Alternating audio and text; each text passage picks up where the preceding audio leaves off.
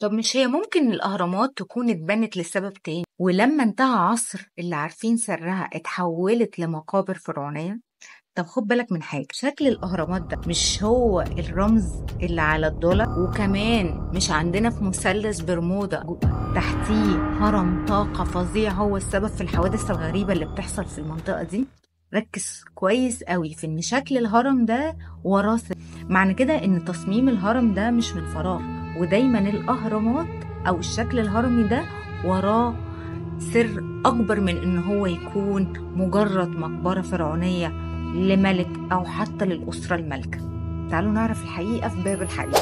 أولا التصميم الداخلي للهرم من ضيق الممرات والبناء الشاهق والدقة في المعمار والمقاييس عشان حساب دخول الشمس وخروجها وحماية الأهرامات من الضغط الداخلي عشان ما يتمش هدمه، واحتياج نوعين من الأحجار، أحجار جرانيت من أسوان وأحجار جيرية من شرق النيل، وتكلفة نقل الأحجار دي بالأطنان دي بالكميات دي من شرق النيل ومن أسوان للجيزة عند الأهرامات، كل ده عشان يبنوا مقبرة. أمال لو بيبنوا قصر كانوا بنوا إيه؟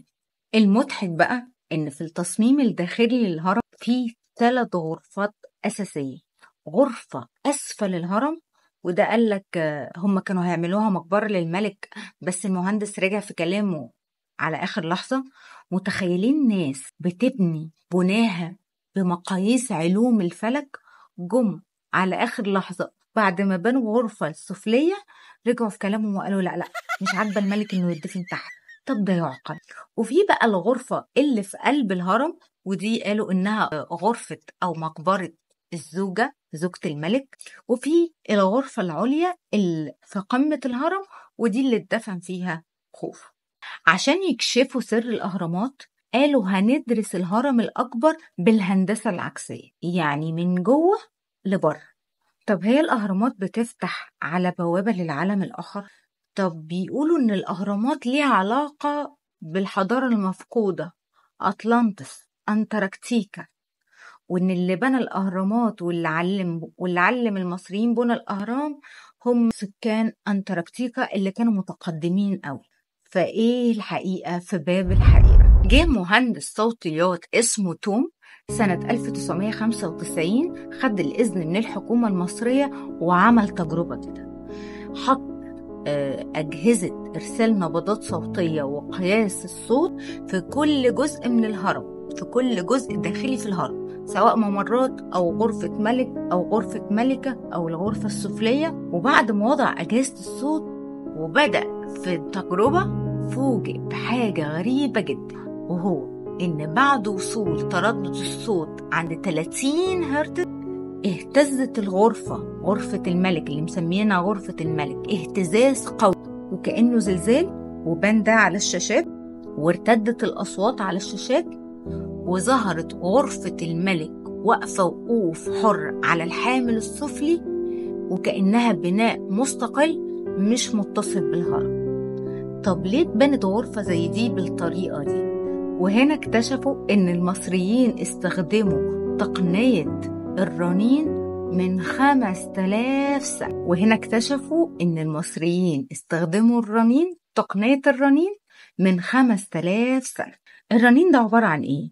بيقولك ان كل جسم ليه تردد طبيعي، لما يتعرض لمحفز سواء صوتي او حركي تردد المحفز ده مساوي لتردد الجسم، بيهتز الجسم فيما يعرف علميا بالرنين. قوة الرنين دي اللي بيحصل عندها التفتيت أو التدمير زي ما بيحصل في قنابل الصوت. وده اللي حصل في الغرفة، إن الغرفة تعرضت إن التردد الطبيعي لغرفة الملك 30 هرتز، لما تعرضت لمحفز صوتي بنفس التردد اهتزت الاهتزاز القوي ده. السؤال بقى، عملوا ايه الفراعنة بالرنين واحتاجوا الاهتزاز القوي ده في ايه؟ عشان يكتشفوا ان الغرفة السفلية دي نموذج لمضخة رام. مضخة رام دي اللي بتستخدم وبتشرح طريقة رفع المية بدون استخدام مضخات بالفيزياء الطبيعية.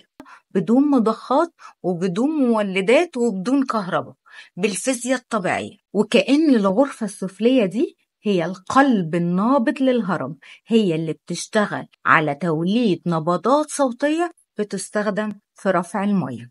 طب والفايدة ايه؟ توليد الهيدروجين.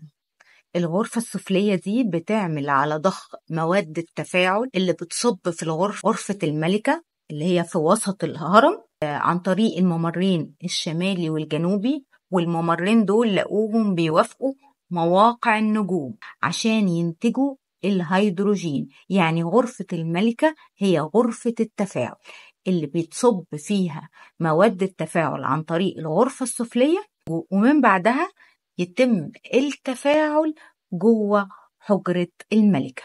طب وهم عايزين هيدروجين في ايه؟ غرفة الملكة هي اللي فيها حجر الجرانيت.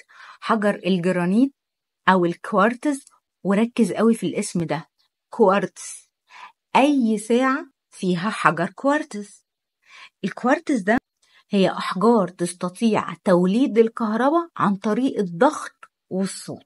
فغرفة الملك كده هي الغرفة اللي بيتم فيها التفاعل، وهي اللي فيها حجر الجرانيت. فعشان كده الغرفة السفلية في الهرم بتعمل عمل البهو المفرغ في الآلات الموسيقية زي اللي موجود في العود والجيتار، عشان يضخم الصوت ويجعله أقوى لإنتاج كهرباء من الجرانيت، وتنشط وتحفز كريستالات الكوارتز من أجل إنتاج الطاقة والاهتزاز والهيدروجين. برضو عايزة الهيدروجين في إيه؟ الفراعنة عايزين من الهيدروجين إيه؟ الهيدروجين كانت الفراعنة بتستخدمه كجهاز ميزر. ميزر ده هو الاستخدام السابق اللي قبل الليزر. الميزر ده عبارة عن تجميع ذرات الهيدروجين لإنتاج الطاقة، وده بيلزم غرفة خالية من المعادن اللي هي الغرفة بتاعة الملك اللي فيها مدخل لذرات الهيدروجين وحجر كوارتز اللي هم قالوا إن هو تابوت الملكة ومخرج للطاقة.